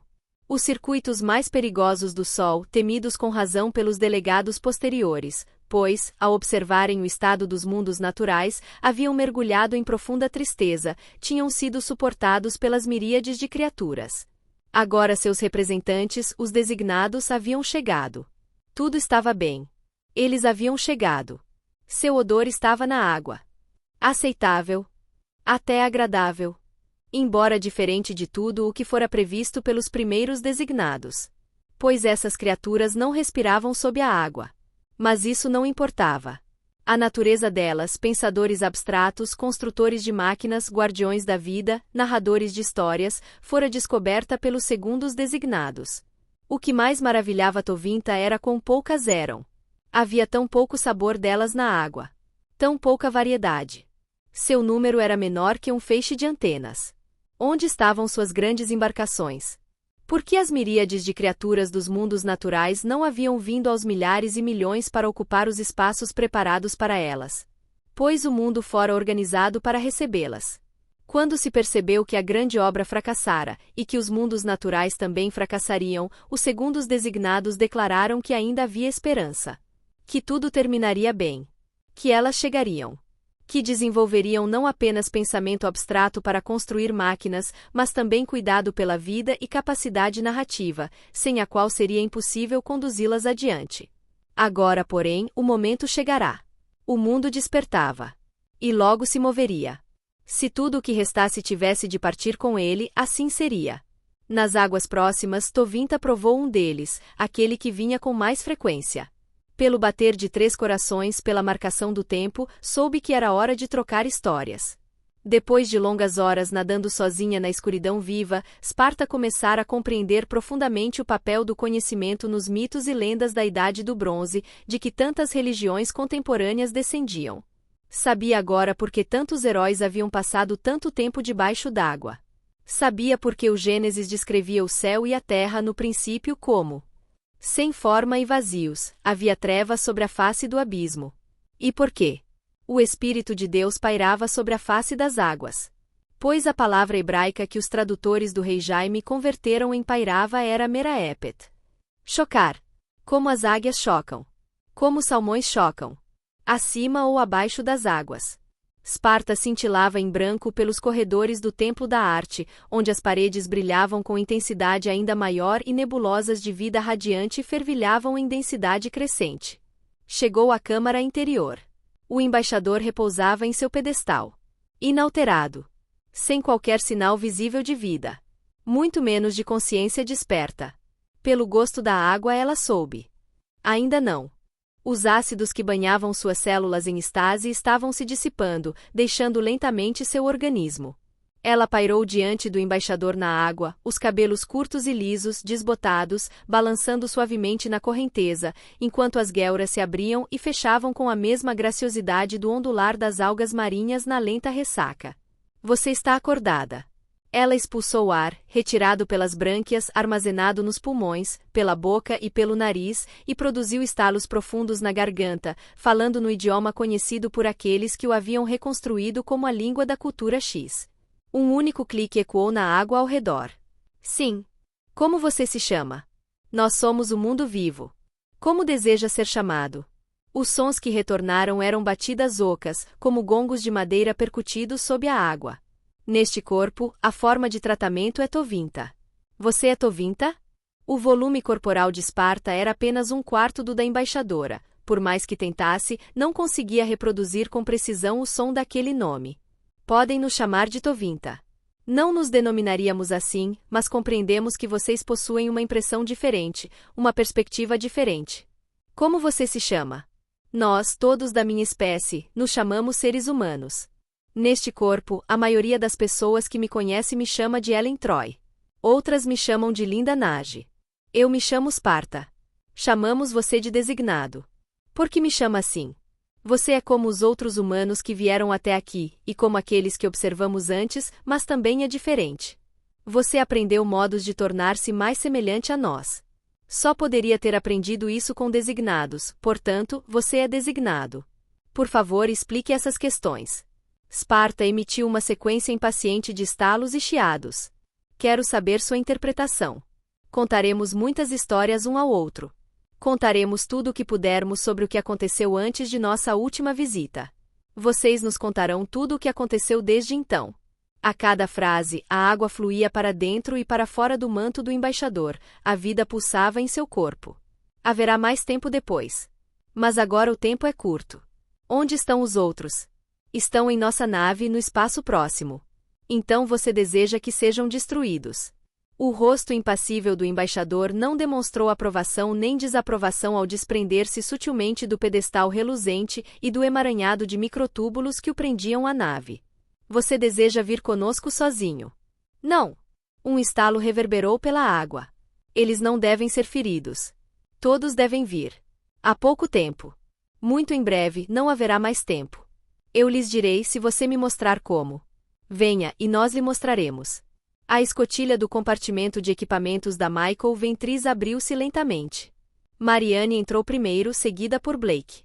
Retirou o capacete antes de seguir pelo corredor até a cabine de comando lotada. Chegou com fogo no coração e fogo nos olhos, precisando apenas de um machado ensanguentado para completar o papel de Clitemnestra-Fogo. Suas primeiras palavras, porém, não foram dirigidas a Forster, que pairava expectante diante dela, mas a Bill Hawkins. Você poderia tê-los impedido, disse furiosa. Ou ao menos tentado. Você quer que ele morra. Ele sustentou o olhar ardente dela. Não, Marianne, eu não quero. E ele também não vai morrer. Porque eu cedi, respondeu ela. Evidentemente ele não cedeu. Se eu não o tivesse obrigado a me dizer onde escondeu a estátua, teria morrido por seus princípios. Agiu como um idiota. Fez uma pausa breve. Um adulto. Mas você, Bill? Haverá muito tempo para recriminações depois, senhorita Mitchell, interrompeu Forster antes que ela chegasse às palavras mais duras. Temos assuntos mais urgentes. Aqui está. Ela empurrou até ele uma mesa digitalizadora. Nela havia um esboço rudimentar de uma seção do Templo da Arte, com um X marcando o local. É o melhor que posso fazer. Vai servir, disse Forster após um rápido olhar. Passou o dispositivo para Blake. Blake, acredito que você tenha indicado querer cuidar disso. Senhor. Blake pegou o controle remoto e saiu imediatamente da cabine. Bem, agora que isso está resolvido. Forster dirigiu-se ao sofá vazio de futon, curvou-se e remexeu num saco de lona sob o aparador. Retirou uma garrafa de vidro de rótulos descascados, cheia de líquido âmbar escuro. Um de seus preciosos Napoleões. Por que não relaxamos e tomamos um drink para esquecer toda esta situação desagradável? Uma bebida? A indignação de Marianne era quase palpável. Ela apontou para o visor do relógio no console atrás dele. O senhor enlouqueceu? Randolph já deve ter caído metade do caminho até Júpiter. Forster olhou para ela com desaprovação.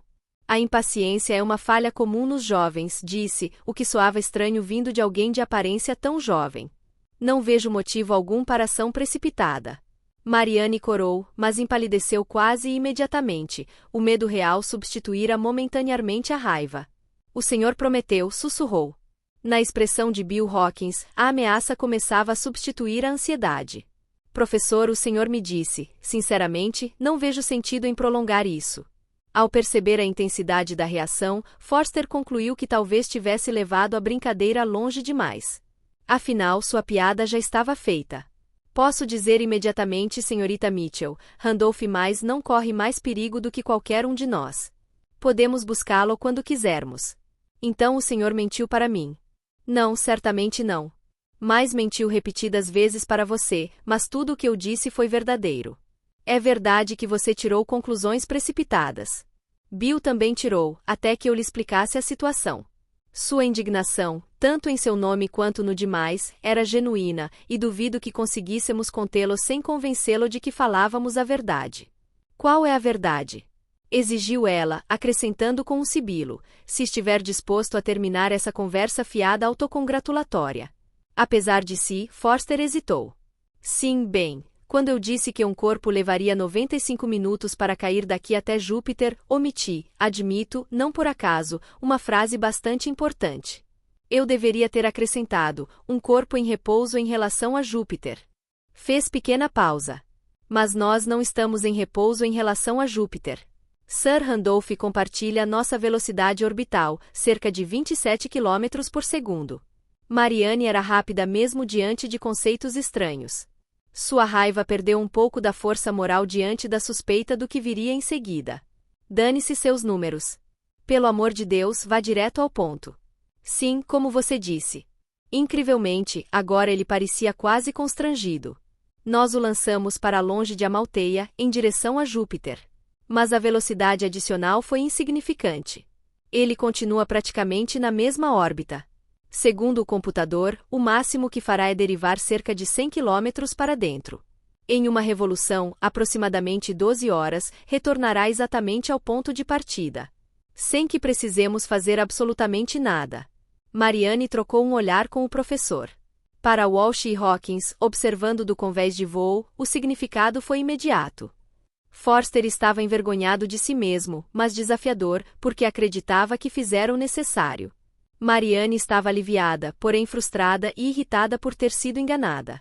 É por isso que o senhor não me deixou falar com ele, disse ela. Randolph é inteligente o bastante para perceber que não corria perigo. Ele teria me dito isso. É por isso que não permiti, sim, admitiu Forster. Quanto à sua sofisticação em mecânica orbital, eu mesmo o avisei sobre isso. De fato, Sir Randolph estava tão confiante em sua própria competência nesse aspecto que arriscou a vida sem o menor remorso. Ela se voltou para Hawkins. Você sabia. Hawkins sustentou o olhar acusador dela. O que o professor não lhe contou, Marianne, é que mais tentou nos assassinar. E fez de você sua cúmplice.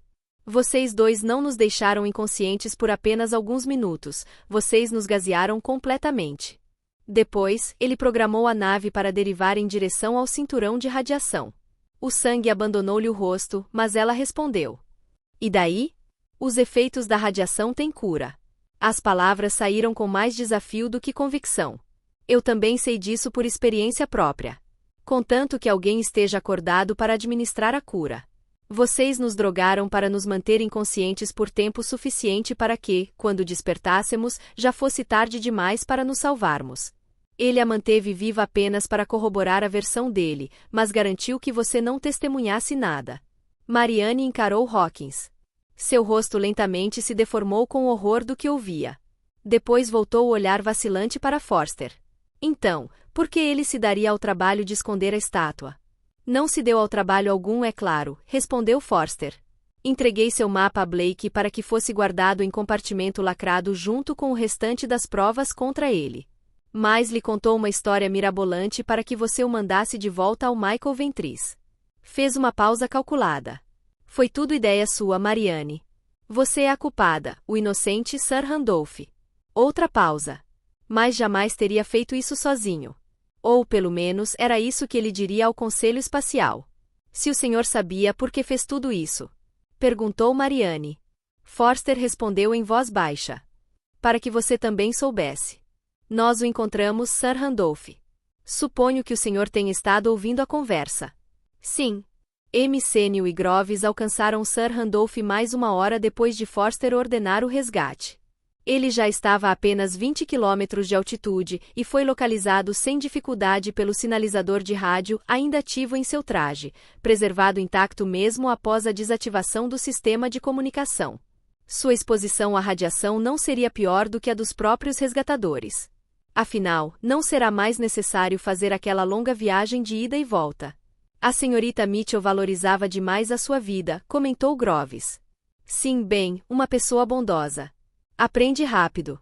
Tenho de reconhecer isso.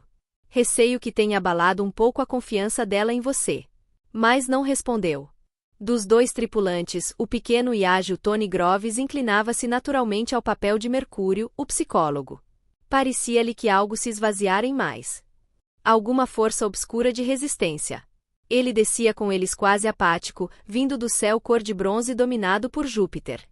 O navegador pensou em sugerir ao professor Forster, célebre racionalista, que aquele talvez fosse o momento ideal para interrogá-lo mais profundamente.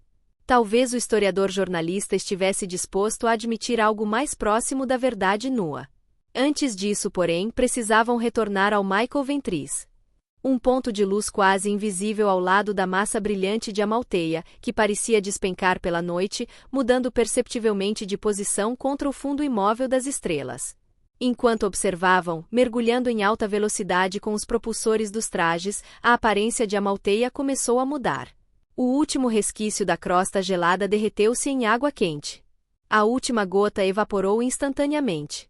Uma leve nuvem de vapor dissipou-se lentamente, como o lenço de seda de um mágico erguendo-se em câmera lenta com requintada elegância, para revelar aquilo cuja existência já conheciam, mas que ainda não tinham visto plenamente. A nave espacial espelhada. O mundo que era uma nave. A lua de diamante e faíscas. Nesse instante, a voz de Joe Walsh interrompeu o rádio dos trajes. Angus, Tony, retornem o mais rápido possível. Temos uma emergência. O que houve, Joe? Tudo o que puderem dar. Se necessário, esgotem o gás de manobra do Sr. Mais. Pelo que nossos informantes dizem, a situação aqui está prestes a ficar crítica. E no convés de voo do Ventris. Posicione o Ventris na longitude equatorial de 180 graus. Não tenho certeza absoluta, mas acredito que você tenha cerca de 20 minutos para isso. A voz calma de Esparta ecoava pelos alto-falantes. 20 minutos, murmurou Mariane. Olhou em volta como se alguém pudesse salvar a situação. Mas ninguém reagiu. Forster e o capitão fixavam a tela vazia do vídeo como se pudessem materializar Esparta por pura concentração. Hawkins mordia o lábio. Blake, cujo impulso natural em emergências era sair e explodir alguma coisa, permanecia imóvel, cabisbaixo. Forster disse: Ainda estamos sem Hemicênio e Groves, inspetora Troy. Mas? Perguntou a voz de Esparta pela ligação. Sim. Ele está com eles. Vocês estão em contato? Walsh acabou de ordenar aceleração máxima. Calculamos que estejam a cerca de 15 minutos de nossa posição atual. Silêncio na ponte. Depois, Esparta voltou a falar. Eles terão de entrar no porão imediatamente. Assim que chegarem. O combustível de manobra deles, começou Mariane. Mas Esparta prosseguiu. Parece não haver margem de manobra aqui. Minha impressão é que a nave Mundo entrou em contagem regressiva automática. Pausa. E já ultrapassamos o ponto sem retorno. Mas, inspetora Troy, começou Forster. Desculpe, senhor, só um instante, interrompeu Joe Walsh com a firmeza diplomática de uma capitã que, sob a polidez, não admitia contestação. Vou colocar a nave em movimento e alertar os homens. O senhor e a inspetora Troy poderão retomar o debate em breve. Walsh comunicou-se rapidamente com os sistemas do Ventris. Sem o engenheiro, iniciar a nave exigia mais trabalho do que o habitual. Programou a rota para o equador da Lua de Diamante.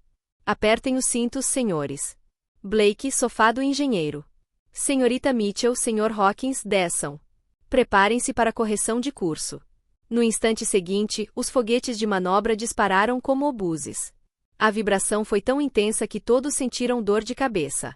O Ventris inclinou-se abruptamente para dentro, em direção ao buraco negro que já se abria em espiral na lateral brilhante da nave Mundo. Hemicênio olhou para Groves. Acabavam de receber de Walsh novas instruções sobre os vínculos dos trajes. Alguma ajuda, senhor navegador? Bem, senhor engenheiro, fiz uma estimativa preliminar aqui na manga, respondeu, batendo no computador preso ao antebraço. E estamos em situação complicada. Para alterar o vetor, precisamos economizar combustível. Mas se economizarmos, chegaremos, um pouco atrasados.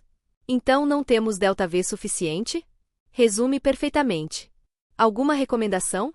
Dentro do traje, Groves deu de ombros.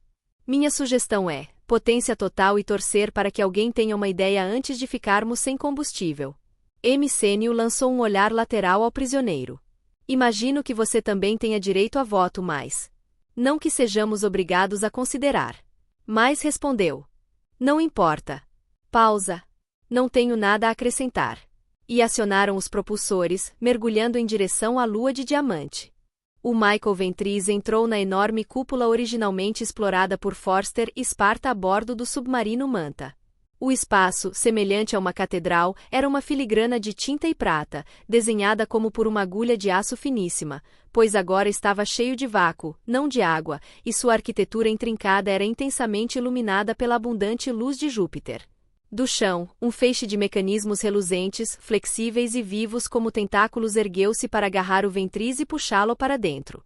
A nave girou enquanto era conduzida, até ficar finalmente deitada de lado, firmemente enredada num ninho de tentáculos sugadores, como um peixe capturado de súbito pelas garras de uma anêmona. O Ventris ficou alinhado paralelamente ao eixo da nave Mundo, apontado na direção do que chamavam de Polo Sul. No convés de voo, a fraca gravidade existente tendia a atrair as pessoas para uma parede, e não para o chão. Mas a força era tão leve que a sensação não era exatamente de queda, e sim de um lento deslocamento lateral, como numa correnteza suave.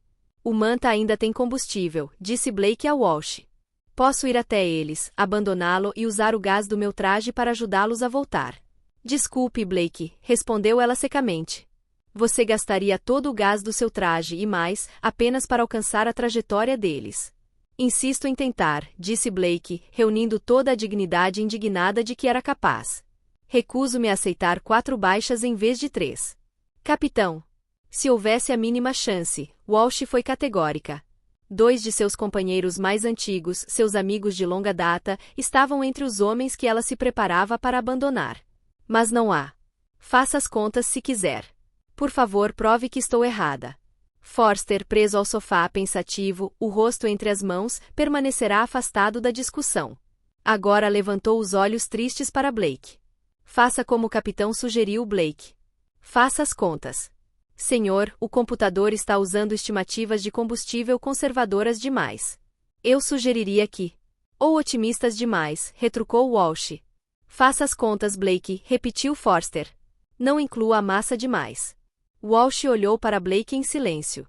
Pedia-lhe que assumisse o peso daquela conclusão. Desculpe, Joe. Professor, sussurrou Blake. Não vou dizer que ficaria triste se eles próprios escolhessem isso. Mas... Walsh virou-se para o console e digitou manualmente os números no computador, algo que ninguém fazia por voz em situações assim. Os dados surgiram. As trajetórias potenciais foram exibidas graficamente. Todos ficaram olhando fixamente para a tela. Bem, disse ela. Esperemos que, quando a ideia lhes ocorrer, sejam menos melindrosos do que eu. Do que está falando? Perguntou Marianne, indignada. Ela e Bill Hawkins acabavam de entrar na cabine de comando. Forster não a olhou. Falou alto com firmeza. Com o combustível demais, mas sem a massa dele, Hemicênio e Groves ainda têm chance de voltar antes do prazo dado pela inspetora Troy. Uma chance que diminui rapidamente, murmurou Walsh. Marianne compreendeu imediatamente. O senhor quer que eles abandonem Randolph? Quem me dera. Forster finalmente encarou-a. Mas duvido que façam isso. Marianne poderia ter reagido com horror. Ou indignação. Mas não reagiu. Na direção de Júpiter, Tony Groves disse. Acabamos de ultrapassar, meu amigo. Ponto sem retorno. Isso significa que, se ninguém vier nos buscar, seguiremos navegando para sempre, respondeu Hemicênio. Receio que sim. Por um instante, os comunicadores dos trajes foram preenchidos apenas pela estática de Júpiter. Então mais falou. Vocês têm o combustível do meu traje. Livrem-se de mim. Talvez ainda consigam se salvar. Não é exatamente o tipo de coisa que se costuma fazer, comentou Groves. Claro. Vocês são do tipo que sempre faz a coisa certa, respondeu mais com desprezo. Acho que ele está tentando nos provocar, Angus, disse Groves. Não vai adiantar. Tudo isso já me soa como déjà vu, respondeu Hemicênio. Elimina-se um sujeito inconveniente e talvez se viva um pouco mais. Depois tenta-se conviver com isso. Groves estalou a língua. Isso foi um trocadilho? Você é esperto demais. Seguiram viagem pelo espaço, impulsionados pelos foguetes dos trajes, rumo à lua de diamante, que agora quase preenchia todo o céu. Sabiam que não teriam meios de parar. Nem sequer de virar. Francamente, disse mais, para mim pouco importa se vocês dois vivem ou morrem. Mas gostaria de deixar uma mensagem antes de morrer. Estamos ouvindo, respondeu Hemicênio. Não para vocês dois. Para Forster, suponho. Para aquela mulher Troy, seja qual for o nome dela hoje. Hemicênio acionou o comunicador. O senhor ainda nos recebe, professor? A resposta veio tão clara como se Forster estivesse ao lado deles. Estou ouvindo, Angus. Diga o que precisa dizer, Sir Randolph. Outra voz surgiu. Eu também estou ouvindo, Sr. Randolph, disse Sparta. A voz soava tão próxima que parecia vir de dentro do próprio capacete demais. Para ele, devia soar como o sibilar de um réptil. Pois fora tolo bastante para acreditar que ela realmente não o conhecia. Mas suspirou fundo. Inspirou o ar frio do traje. Meu nome não é Randolph mais. Pausa. Vocês talvez me conheçam por outros nomes. William Laird. Jean-Jacques Lequeu. Não sou nenhum deles. Meu nome não importa. Exatamente, disse Sparta, agora tão próxima quanto um pensamento. Seu nome não importa. Você pensou que matou meus pais. Pensou que me criou. Mas nada do que fez alterou coisa alguma. Nada disso importou, Sr. Nemo. Nem o senhor. Forster interveio rapidamente. Queremos muito ouvir o que tem a dizer. Vai ouvir, respondeu mais cansado. A mulher amaldiçoada tem razão, eu já não importo. Mas nós, profetas, não éramos loucos. Preservamos o conhecimento. O conhecimento que a tornou o que ela é. O conhecimento que nos trouxe a todos até este lugar. Cometeu pequena pausa. A massa brilhante da nave Mundo crescia ao lado. Mcênio e Groves já estavam separados dele por algumas centenas de metros. Não por decoro, mas porque o haviam soltado, e a deriva os afastara naturalmente. Os 3 trajes estavam sem combustível de manobra. Giravam lentamente no vazio. Às vezes encaravam-se. Às vezes observavam o espaço negro. Ou a superfície espelhada do que fora a Malteia. Ou o imenso caldeirão de nuvens de Júpiter. Nós, profetas, sabíamos exatamente o que fazíamos. Sentíamos tristeza por aqueles que sacrificávamos. Os povos antigos que rezavam pelas almas dos servos que comiam não eram mais devotos do que nós. Cometemos crimes horríveis e mantivemos nossa alegria, como aqueles que vieram antes de nós fizeram durante milênios. No fim, acreditávamos que a soma da história e o destino da humanidade nos absolveriam, homens e mulheres nos abençoariam. Nenhum de nós esperava viver para sempre e se alguns, ou muitos, inocentes tivessem de morrer antes da chegada do paraíso, seria para o bem, pois o paraíso chegaria muito mais cedo, e muitos mais se beneficiariam no futuro. E assim, em nome do conhecimento, para apressar o dia em que o Pancreador retornaria, fizemos outra tentativa de concretizar a imperatriz dos últimos dias, a festa dos deuses. Nós a criamos. Ou, como meus colegas e contemporâneos insistem em me lembrar, eu a criei. Mas não posso levar todo o crédito. Seus pais, aqueles húngaros astutos e mentirosos, venderam-na para mim. Sob minha direção, algumas modificações foram feitas. Ela se recusou a cooperar. Aquela criança insinuava conhecer o conhecimento melhor do que cavaleiros e anciãos. Uma pena que eu não tenha conseguido livrar-me do meu fracasso. Após sua fuga, passaram-se apenas alguns anos antes que ela nos mostrasse que 7.000 anos de conhecimento eram, para dizer o mínimo, incompletos. As tábuas venusianas revelaram que nossas traduções estavam erradas, especialmente a tradução da placa marciana. Não haveria sinal do planeta natal em Crux. Doradus, o pilar do que seria nosso ataque final, foi descartada por aquele tolo do Kingman. A mulher monstruosa foi além, atacando-nos em nossos esconderijos mais secretos. Eu mesmo estive a um fio da morte por suas mãos. Então Howard Falcon, que deveria ser o novo imperador, fracassou em despertar o Pancreador em Júpiter. O chamado mundo dos deuses revelou-se apenas um mundo de animais gigantescos. Nenhum de nós havia previsto a importância de Amalteia. Não havia uma única palavra sobre isso no conhecimento. Nossos planos e nosso orgulho foram reduzidos a pó. Nós, cavaleiros e anciãos dos profetas, os que sobrevivemos, finalmente perdemos a coragem. Encaramos a amarga verdade. Tudo pelo que havíamos lutado e em que acreditávamos estava errado. Não havíamos conquistado privilégio algum por meio de nossos falsos segredos. Mesmo que o paraíso viesse de fato à Terra, nós não estaríamos nele. Recusei-me a participar do pacto suicida com os outros. Eles me amaldiçoaram com veemência, mas ao menos lhes prestei o serviço de espalhar suas cinzas pelo espaço. Para mim restavam 3 coisas. Contemplar a face do Pancreador. Trazer à morte a terrível mulher que ajudei a criar. Depois morrer eu mesmo. Para esse fim, ressuscitei a útil personalidade de Sir Randolph mais e fiz tudo o que vocês sabem, e podem inferir. Eu vi o Pancreador. O que vocês chamam de embaixador é o ser para o qual 7.000 anos de minha tradição me prepararam. Nem mesmo assim eu estava preparado para a inevitável decepção. Ele ou ela, ou seja lá o que for. Não é feio. Mas também não é um deus. Por fim, mais silenciou. Se havia terminado, seu discurso fora bem calculado. Os 3 homens à deriva passavam tão perto da nave Mundo quanto provavelmente chegariam. Estavam a menos de meio quilômetro da abertura ainda escancarada do porão equatorial onde o Ventriz havia atracado. Mas eram incapazes de parar. Ou de mudar de direção. Mas não resistiu a um último comentário. Minhas esperanças de vingança também fracassaram. Ao menos não serei privado da minha própria morte. Pense bem, Nemo. A voz de Esparta destruiu qualquer resquício de dignidade a que mais ainda se agarrava, como mofo à autocomiseração. O embaixador tem nome. Tovinta é muitas coisas, inclusive o piloto desta nave, mas não o nome que você escolheu para o Pancreador. Ela riu com voz rouca. E você ainda não está morto. Um segundo depois, os 3 homens entenderam. Da cavidade do enorme compartimento de carga da nave Mundo, 3 tentáculos prateados, quase invisíveis, emergiram e tatearam o espaço com rapidez infalível. Movíam-se como cascavéis. Como se possuíssem percepção e inteligência próprias. Ah, calma aí! Gritou Emicênio, quando um tentáculo agarrou sua perna e o puxou de cabeça para baixo. Opa! Exclamou Groves, num grito quase infantil de alegria, ao ser capturado pelo braço. Mas apenas grunhiu quando o terceiro tentáculo se enrolou em sua cintura. As fibras prateadas esticaram-se imediatamente. Ainda se desenrolavam do porão mais rápido que linha de pesca saindo de um molinete.